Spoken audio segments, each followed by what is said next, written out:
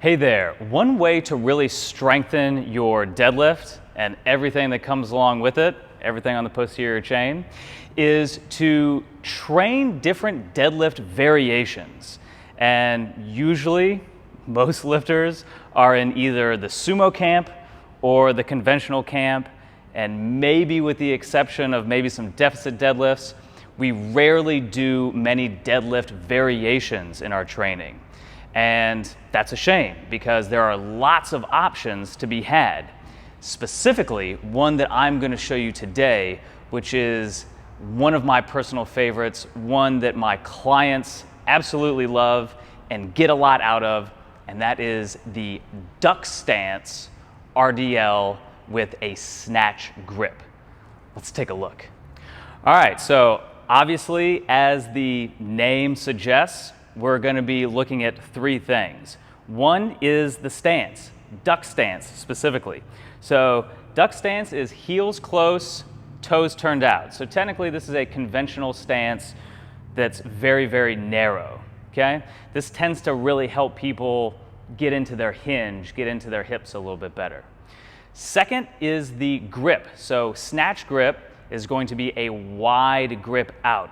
So what I like to do is put my thumbs on the ring and grip around from there, okay?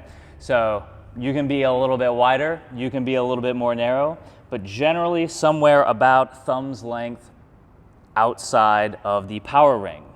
Now from here, we're really going to pull the lats back and tighten up. Now, the snatch grip is phenomenal for the lats and for the upper back, which is very important for any deadlift, right? So this is a good one to train. So from here, tighten up. What I always recommend to do is to float the weight first. Once you know you're secure here, stand, okay? So you notice that by the time you stand, the bar is right around your belt line, okay? That's how you know that you've gotten a good grip there.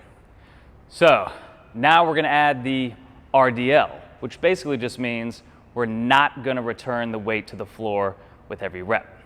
So I'm going to hinge the hips back, keeping the bar close, close, close to the legs. I'm going to come right down past the knees, maybe to mid-shin. Pull back up and stand.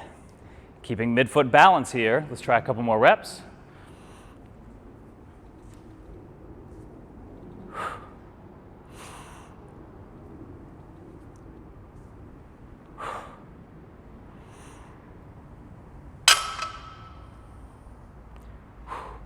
And there you have it. So there's something magical that happens when the feet are narrow and the arms are wide.